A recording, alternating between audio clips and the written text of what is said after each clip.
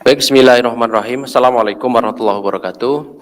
Selamat malam rekan-rekan semuanya. Malam hari ini KPK kembali akan menyampaikan perkembangan eh, penanganan perkara ya, kegiatan penyidikan dugaan korupsi dalam pengadaan helikopter angkut AW101 di TNI Angkatan Udara tahun 2016-2017 ya. Di mana teman-teman saya kira sudah tahu bahwa perkara ini sebelumnya di tahun 2017 sudah diumumkan ya pihak tersangkanya, dan beberapa kali juga ada dilakukan pengujian ya secara formil melalui pra-peradilan, sekalipun kemudian ditolak oleh hakim di Pengadilan Negeri Jakarta Selatan.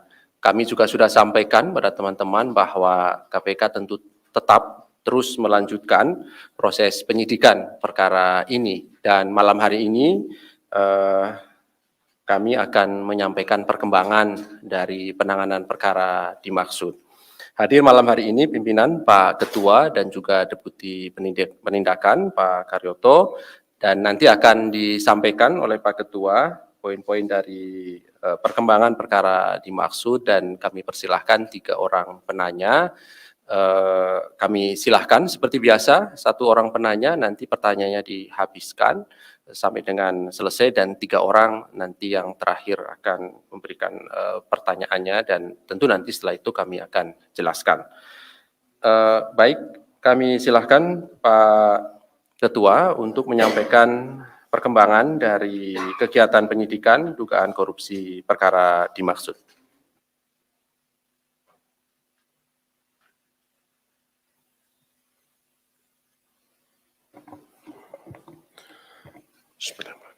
Assalamualaikum warahmatullahi wabarakatuh. Selamat malam, salam sejahtera untuk kita semua. Om Swastiastu, Salam, Namo Buddhaya, Salam Kebajikan. Yang saya hormati rekan-rekan jurnalis, wartawan, dan peliput media pada sore hari ini dengan berbagai saluran dan segenap anak bangsa dimanapun berada. Seluruh anak bangsa cinta atas pemberantasan korupsi, dan pada malam hari ini izinkan kami untuk menyampaikan beberapa hal terkait dengan proses penyidikan perkara dugaan tindak pidana korupsi terkait pengadaan helikopter angkut AW101 di TNI Angkatan Udara tahun 2016-2017. Hari ini kami akan menyampaikan hasil kerja keras insan KPK dari tahap penyidikan, dan segenap insan KPK tidak pernah lelah dan tidak pernah berhenti untuk menyelesaikan perkara-perkara korupsi, termasuk dugaan tindak korupsi yang terkait pengadaan helikopter angkut AW101 TNI Angkatan Udara tahun 2016-2017. Untuk perkara ini, kami istirahat dulu ya, potong dulu. Ya, karena ada kita.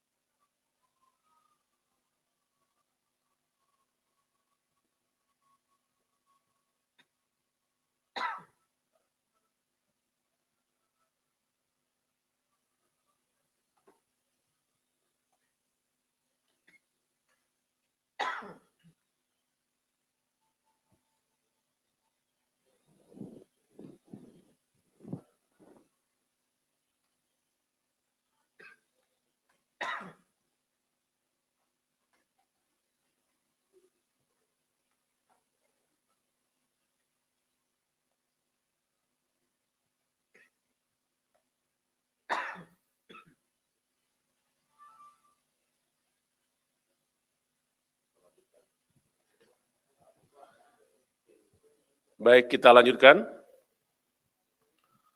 Untuk perkara ini KPK tentunya telah terlebih dahulu melakukan kegiatan pengumpulan berbagai keterangan dan bukti-bukti sehingga membuat terangnya suatu dugaan perkara tindak korupsi.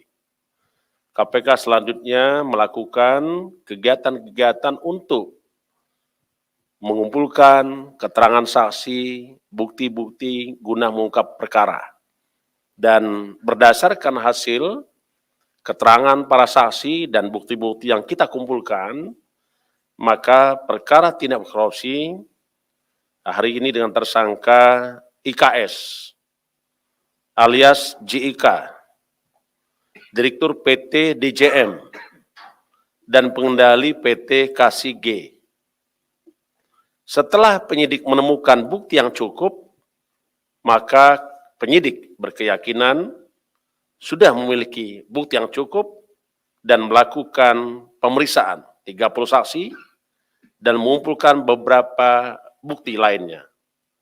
Tim penyidik melakukan upaya paksa terhadap IKS berupa penahanan 20 hari terhitung mulai tanggal 24 Mei 2022 sampai dengan 12 Juni 2022 di rutan KPK pada Gedung Merah Putih. Adapun konstruksi perkara sebagai berikut. Pada sekitar Mei 2015, IKS selaku Direktur PT DJM dan pengendali PT KCG bersama LP sebagai salah satu pegawai perusahaan AW menemui MS yang saat itu masih menjabat sebagai Asisten Perencanaan dan Anggaran TNI Angkatan Udara di Celangkap, Jakarta Timur. Dalam pertemuan tersebut kemudian membahas diantaranya akan dilaksanakannya pengadaan helikopter AW101 PPIP TNI Angkatan Udara. IKS yang juga menjadi salah satu agen AW diduga selanjutnya memberikan proposal harga pada MS dengan mencantumkan harga untuk 1 unit helikopter AW101 senilai 56,4 juta US dollar, di mana harga pembelian yang disepakati IKS dengan pihak AW untuk 1 unit helikopter AW101 senilai 39,3 juta US dollar atau setara kurang lebih 514,5 miliar rupiah. Sekitar bulan November 2015, Panitia Pengadaan Helikopter AW101 PIP mengundang IKS untuk hadir dalam tahap prakualifikasi dengan menunjuk langsung PT DJM sebagai pemenang proyek. Dan hal ini sempat tertunda karena adanya arahan pemerintah untuk menunda pengadaan ini karena pertimbangan kondisi ekonomi nasional yang belum mendukung. Di tahun 2016, pengadaan helikopter AW101 PPIP TNI AU kembali dilanjutkan dengan nilai kontrak 739,9 miliar rupiah dan metode lelang melalui pemilihan khusus yang diikuti oleh 2 perusahaan pengadaan. Dalam tahapan lelang ini, panitia lelang diduga tetap melibatkan dan mempercayakan IKS dalam menghitung nilai harga perkiraan sendiri kontrak pekerjaan. Harga penawaran yang diajukan oleh IKS masih sama dengan harga penawaran di tahun 2015 senilai 56,4 juta US dollar dan disetujui oleh PPK. IKS juga diduga sangat aktif melakukan komunikasi dan pembahasan khusus dengan FA selaku pejabat pembuat komitmen atau PPK.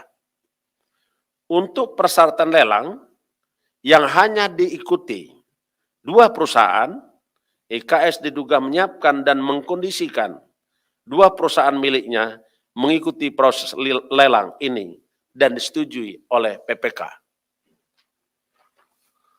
Untuk proses pembayaran yang diterima IKS diduga telah mencapai 100%, di mana faktanya ada beberapa item pekerjaan yang tidak sesuai dengan spesifikasi dalam kontrak, di antaranya tidak terpasangnya pintu kargo dan jumlah kursi yang berbeda. Perbuatan tersangka IKS dimaksud diduga bertentangan dengan Peraturan Menteri Pertahanan Republik Indonesia Nomor 17 Tahun 2014 tentang pelaksanaan pengadaan alat utama sistem senjata di lingkungan Kementerian Pertahanan dan TNI. Akibat perbuatan IKS diduga mengakibatkan kerugian negara. Ulangi, akibat perbuatan IKS diduga mengakibatkan kerugian keuangan negara sejumlah sekitar 224 miliar rupiah dari nilai kontrak 738,9 miliar. Tersangka tersebut disangkakan melanggar pasal 2 ayat 1 atau pasal 3 Undang-Undang Nomor 31 Tahun 1999 tentang pemberantasan tindak pidana korupsi sebagaimana telah diubah dengan Undang-Undang Nomor 20 Tahun 2001 tentang perubahan atas Undang-Undang Nomor 31 Tahun 1999 tentang pemberantasan tindak pidana korupsi yaitu pasal 55 ayat 1 ke 1 KUHP. Melalui kesempatan ini kami menghimbau kepada seluruh pejabat penyelenggara negara yang bertindak sebagai PPK ataupun melaksanakan pengadaan untuk tidak bermain-main dengan tindak pidana korupsi. Karena KPK tentu akan bekerja keras bila mana ada dugaan tindak pidana korupsi. Saya kira itu yang ingin kami sampaikan. Terima kasih atas perhatiannya. Saya akhiri, wassalamualaikum warahmatullahi wabarakatuh. Om Santi Santi Santi Om. Terima kasih Pak Ketua yang telah membacakan poin perkembangan dari perkara dimaksud. Pada pokoknya malam hari ini KPK melakukan penahanan terhadap tersangka ini untuk waktu 20 hari pertama sampai nanti tanggal 12 Juni 2022 dan tersangka IKS ini ditahan di rutan KPK pada Gedung Merah Putih KPK. Silakan 3 orang penanya, 1, kemudian di tengah 2, di belakang 1, 3 ya, pas ya. Silakan sebutkan nama dan dari mana. Ya, terima kasih. Saya Mario dari Metro TV. Pertama saya ingin ini sebagai penyampaian untuk pendidikan masyarakat lah. Kasus ini tolong dipertegas, ini adalah kasus suap atau hanya kerugian negara. Artinya ini penyampaian untuk masyarakat, nih mic-nya, penyampaian bagi masyarakat bahwa kalau mereka kan taunya nih apa yang masuk tuh karena korupsi dan suap. Kalau dibilang nanti menafsirkan ini kasus suap, ini pemberi, penerimanya mana nih? 1. Terus kedua, kalaupun dikatakan ini kasus tentang adanya kerugian negara, kenapa justru kerugian negara hanya dispesifikkan adalah pihak swasta? Bukankah KPK fokus terhadap tindak pidana atau kerugian negara yang dilakukan oleh penyelenggara negara? Maksud saya ini penjelasan yang agak cukup baik bagi pendidikan masyarakat. Kenapa status yang ditetapkan sebagai tersangka adalah pihak swasta? Dia bukan penyelenggara negara misalkan seperti itu. Dan ini faktanya seperti itu. Terus kedua, tadi saya meminjam bahasa dari Pak Ketua soal bagaimana mengingatkan PPK agar tidak bermain-main. Apakah dugaan yang mengalami kerugian negara 200 miliar itu sepenuhnya diambil, dinikmati oleh tersangka swasta ini? Apakah PPK-nya yang punya kuasa pengguna anggaran pengadaan tersebut tidak menikmati? Pejabat pembuat komitmen tidak menikmati? Atau memang real hanya seorang pihak swasta saja? Saya rasa nggak mungkin dia bisa ngacak-ngacak ke Cilangkap, dia bilang pengadaannya sekian, dia yang ngatur, dia yang membagi, dia yang ya itu ini contoh bagaimana tadi agak saya bingung sebab waktu kemarin saya pertanyakan kasus ini ketika KPK belum mengetahui adanya pembatalan 5 orang tersangka dari pihak TNI, saya menanyakan itu langsung ke wakil pimpinan waktu itu.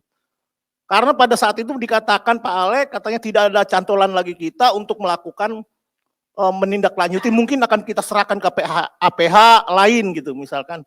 Nah ini coba tadi aja saya agak bingung nih cantolannya kemana atau gimana, atau memang ada referensikah misalkan kasus yang begini dari KPK pertama berdiri misalkan. Ya, itu kan ada gambaran terang dan itu memudahkan masyarakat memahami. Oh, bahwa ada referensi bahwa KPK pernah menangani kasus kerugian negara dengan jeratan pasal 2 dalam kasus si Anu gitu misalnya. Paling itu aja yang kalau secara konstruksi kasusnya saya sudah cukup paham karena sebelumnya sudah sempat dijelaskan soal kasus ini, bahkan dari pihak POM TNI juga sempat penyidik menghadirkan menyampaikan sedikit gambaran soal kasus ini. Terima kasih Pak Ketua. Berikutnya Mas Chandra, silakan Mas. Ya, untuk kasus ini saya mau nanya satu aja. Pertama kan kasus ini juga ditangani oleh pihak TNI dan pihak TNI menghentikan kasusnya karena dinilai tidak ada cukup bukti. Sedangkan KPK menahan tersangkanya yang ada di KPK dengan alasan adanya cukup bukti. Nah, apakah ke depan KPK akan berkoordinasi dengan pihak TNI untuk membahas perkara karena KPK punya cukup bukti untuk melanjutkan perkaranya gitu? Atau mungkin koordinasi agar perkara yang di TNI itu dilanjutkan kembali. Nah, untuk kasus lain sekalian ini langsung. Oke. Pagi ini mantan penyidik KPK Novel Baswedan bilang kalau ada petinggi partai yang sempat mengancam soal pencarian Harun Masiku. Nah, pertanyaan saya apakah itu benar dan jika benar, apakah ada kemungkinan upaya perintangan penyidikan dari elit partai politik yang dalam pencarian Harun Masiku ini? Terus kasus lain juga masih soal Harun Masiku. Pagi ini Maki bilang kalau dia ngirim email ke KPK untuk permintaan persidangan Harun Masiku dilaksanakan secara in absentia. Apakah KPK akan menerima atau melakukan persidangan Harun Masiku ini secara in absentia? Terus soal ini, kemarin Pak Menko Polhukam Mahfud MD bilang kalau pemerintah akan menggandeng KPK untuk masuk dalam tim lintas kementerian untuk menyelesaikan kasus mafia tanah. Nah ini, apakah KPK sudah ada pembahasan dengan tim kementerian-kementerian lain untuk pembahasan pengusutan kasus mafia tanah itu? Terus yang keempat, terakhir, pembakaran dokumen terkait kasus Ambon. Itu gimana? Kan kemarin KPK bilang kalau ada pembakaran dokumen, Pak, waktu penggeledahan di Ambon, di kasusnya wali kota. Kan kemarin KPK bilang kalau udah nemuin salinan dokumennya, tapi apakah penemuan salinan dokumen ini mengartikan bahwa upaya penghilangan atau pembakaran dokumen itu menghilangkan upaya perintangan penyidikan? Gitu, Pak.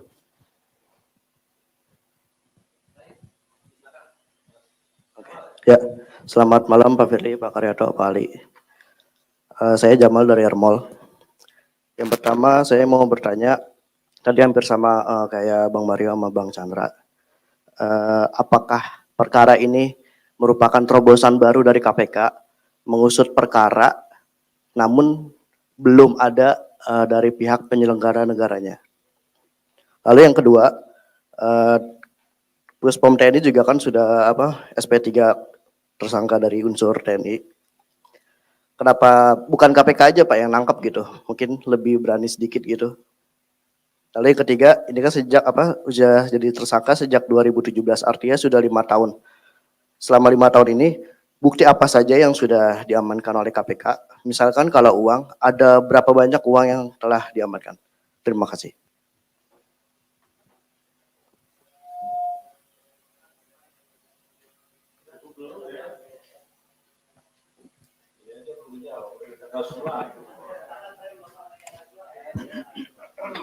Baik, terima kasih.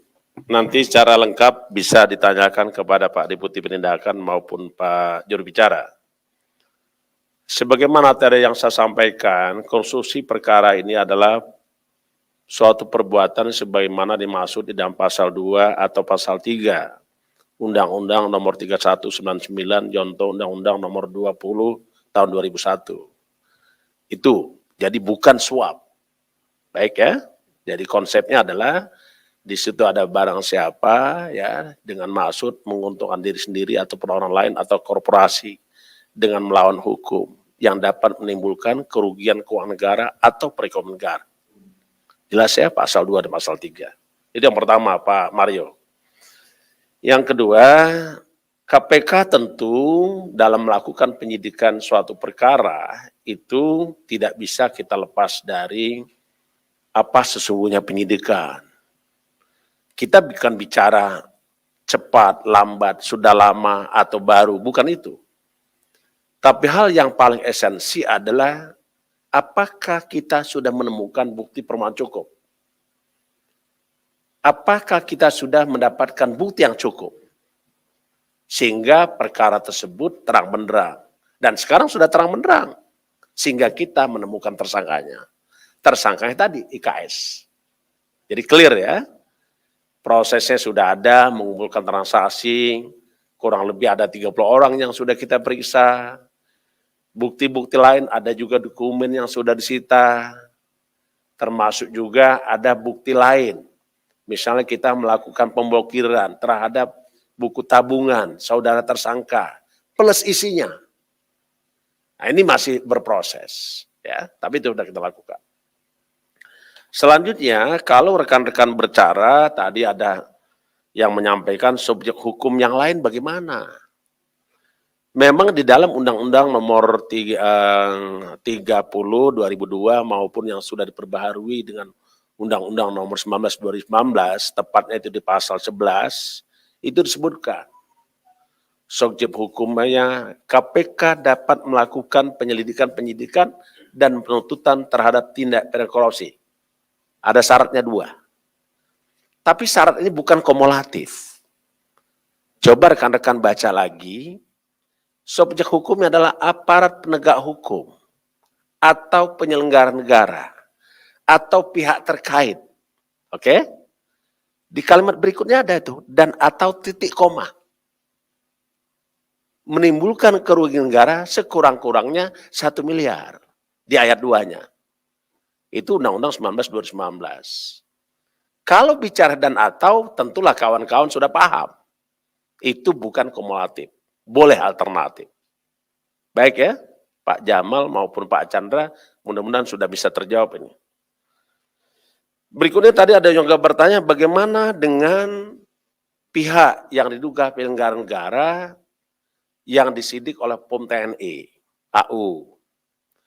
KPK kalau rekan-rekan baca di dalam Undang-Undang 19 2019, tepatnya di dalam pasal 6 huruf D, ada itu.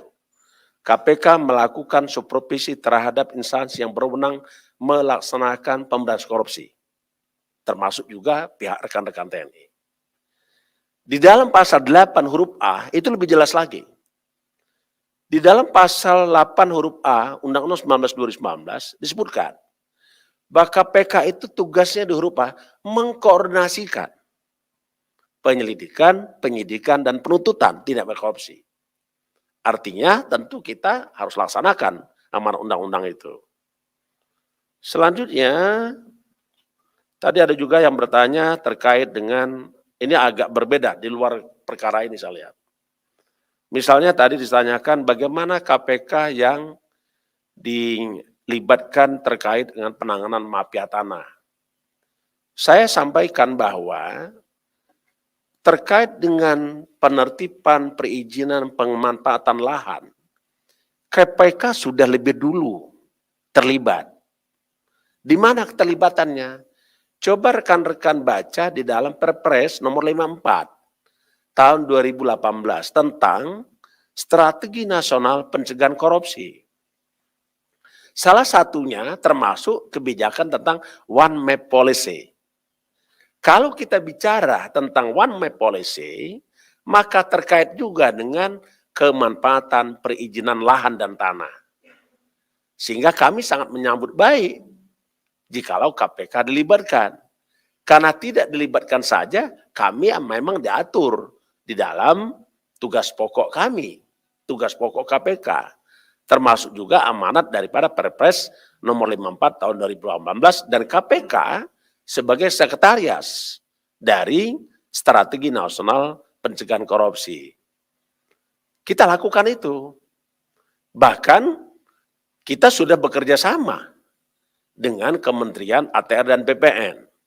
Kita pun sudah membangun komunikasi bekerja sama dengan Kementerian BKPM dan Investasi.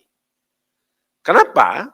Karena kita ingin memastikan bahwa setiap pemanfaatan perizinan lahan itu harus prosedural, legal, dan tidak ada pelanggaran hukumnya. Dan tentu jauh daripada kegaduhan dan konflik. Karena investasi bisa masuk dengan memanfaatkan perizinan yang tertib, yang clean, dan good government itu yang kita jamin. Sehingga kita ingin pastikan setiap investor yang masuk ke Indonesia, dia harus mendapatkan jaminan kepastian hukum. Jadi KPK memang sudah sejak awal terlibat di dalam upaya-upaya penertiban pemanfaatan dan perizinan lahan ataupun tanah itu. Tadi juga disebutkan apakah terobosan baru atau bukan, silakan Mas Jamal sendiri menilai. Ya, tapi yang pasti di dalam pasal 11 Undang-Undang 19 2019 disebutkan ayat satunya itu di akhirnya ada kata dan atau. Baik ya, Mas Jamal ya. Kalau tadi disatakan bahwa perkara ini sudah lama, sekali lagi saya ingin katakan, proses penyidikan itu tidak mengenal lama atau baru. Kalaupun KPK diberikan kewenangan di dalam pasal 40 Undang-Undang 19 2019, di mana disebutkan di situ adalah penyidik dapat menghentikan perkara. Ada itu. Jadi kita dapat menghentikan penyidikan. Tapi kalimat dapat itu tentulah kita mengacu kepada syarat-syarat penghentian penyidikan. Di mana syarat-syarat penghentian penyidikan? Ada di hukum acara pidana Undang-Undang nomor 8 tahun 81 di pasal 109. Tepatnya di situ. Di situ disebutkan kapan bisa dihentikan penyidikan. Satu, bukan peristiwa pidana. Kedua, itu sebut tidak cukup bukti. Ketiga, demi hukum. Demi hukum itu apa? Tersangka meninggal dunia, kedaluarsa ataupun nebis in idem. Itulah pedoman-pedoman bekerja kita. Selagi kita punya bukti, pasti kita akan tidak pernah lelah. Tidak akan pernah berhenti untuk menuntaskan perkara-perkara korupsi. Yang penting ada bukti dan ada berkasnya. Kalau nggak ada bukti, nggak ada berkasnya, nggak bisa. Itu saja. Ya, apalagi kalau berkasnya hilang gitu kan. Nah, itu saya kira pasti nggak bisa kita. Selagi cukup bukti, ada berkasnya, pasti kita tuntaskan. Saya kira itu Pak Ali Fikri. Saya kembalikan Pak Ali Fikri. Terima kasih. Terima kasih Pak Ketua. Saya kira cukup ya teman-teman semuanya ya. Ya. Ya, ada satu saya lihat ini tentang pembakaran barang bukti. Saya belum tahu persis apa yang dibakar. Karena konsep barang bukti itu tentulah tidak lepas daripada apa yang disebutkan barang bukti dan alat bukti. Itu tidak bisa kita sembarangan mengatakan membakar barang bukti. Itu harus kita uji. Tapi yang pasti, kalau memasuki unsur, memenuhi unsur, menghambat, menghalang-halangi penyidikan, menghilangkan barang bukti dan lain-lain, karena konsep barang bukti itu sudah disita. Kalau belum disita, itu belum menjadi barang bukti. Jangan salah. Belum menjadi alat bukti. Saya kira itu yang, tetapi kita terima kasih informasi dari kawan-kawan, tentu kita tidak berhenti di bekerja di sini, dan tentu juga perkara-perkara lain tetap harus kita akan tuntaskan. Saya kira itu. Harun Masiku Pak, belum Pak? Kenapa? Yang pas Harun Masiku. Saya kira sudah banyak yang sudah disampaikan. Saya sekali lagi katakan, sejauh ada cukup bukti dan ada berkasnya pasti kita tuntaskan. DPO tersangka bukan hanya Harun Masiku. Ya. Jadi saya kira itu adalah PR kita untuk menyelesaikannya. Yang penting ada buktinya dan ada berkasnya. Nah, silahkan, makasih. Baik, terima kasih Pak Ketua. Saya kira cukup ya teman-teman semuanya, sudah cukup dijelaskan Pak Karyoto semuanya. mau Terima ngomong kasih kayaknya tuh. kehadiran Pak Ketua pada malam hari ini. Pak Deputi, Pak Karyoto, dan rekan-rekan semuanya. Kami akhiri. Assalamualaikum warahmatullahi wabarakatuh.